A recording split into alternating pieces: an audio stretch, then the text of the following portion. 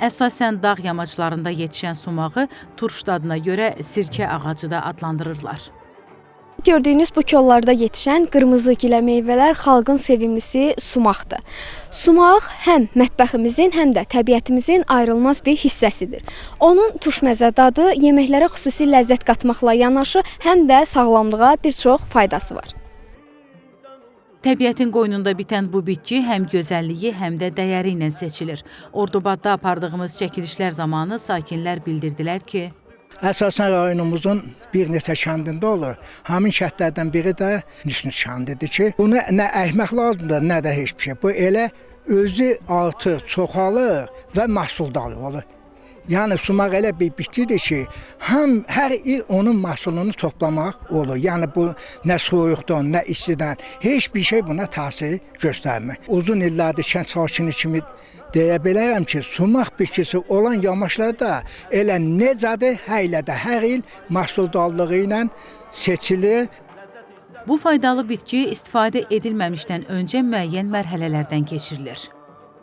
Bu bitkinin toplanması avqust-sentyabr aylarında olsa da, onun qurudulması yaşlı nəsildən eşitdiyimizə görə və mən öz təcrübəmdən deyə bilərəm ki, həmin bitki toplanır, günəş altında yayılaraq qurudulur, sonradan həmin bitki ya ət maşını deyilən maşını ilə, ya da ki, dübək deyilən köhnə üsul ilə döyülüb hazırlanır. Və həmin hazırlanmış məhsul paketlərə yığılıb rayonda və ya da ki, Azərbaycan paytaxtı Bakı şəhərinə göndərilir və bundan geniş istifadə edilir.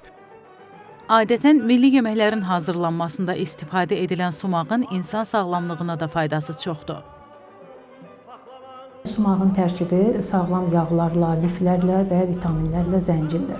Sumaq antioksidant, antibakteriyal, antiinframural tərkibə malikdir. Təzyiq xəstələrində də çox istifadə olunur. Çünki təzyiq xəstələrində xolesterini və triqliseridlərin miqdarını azaltdığına görə təzyiq xəstələrinə yaxşı təsir göstərir. Həzm funksiyasını yaxşılaşdırdığına görə bundan həmçinin arıqlama məqsədi ilə də istifadə edirlər. Onu həm toz şəklində yeməklərə salıb içirsən, həm də onu dəmləyib də içmək olar. Dəmləyib içməsi əsasən həm boğaz ağrılarında, məsəl üçün diş əti ağrılarında, yaraların sağalmasında qarqara şəklində də istifadə etmək olur. Sumağı çox həddindən artıq miqdarda da istifadə etmək olmaz, çünki bu qəbizliyə səbəb olur. Yeməklərimizə xüsusi ləzzət qatan sumaq məhz Naxçıvanda yetişir, müxtəlif qaydalarla yığılır və alıcılara təklif olunur. İndi isə Naxçıvan bazarında sumağın qiymətini və sumağın təbii olub-olmamağını necə seçməli suallarını satıcımızdan öyrənək. Salam, sabahınız xeyir, bazar olsun. Hər vaxtınız xeyir, xoş gəlmisiniz. Sumağın qiyməti neçədir? Sumağın belə stəkan 1 manata satırıq, bir də kilo olaraq 13 manat, 15 manat arası dəyişir də, qiymət dəyişir. Bəs sumağın təbii olub-olmamağını hardan bilməliyik biz? Təbii bilmək üçün təbii budur. Bu Ordubadda olur, bu biraz salxım fasan olur. Bu yığılır, çöpləri təmizlənir, biraz göy olur. Bunun səris günün qabağına bu quru qızarır, sonra çəkirik, çəkilmiş bu qaydadadır, bu orijinalı budur. Bu İrandan, Türkiyədən gəlir, onlar belə qırmızıya çalır.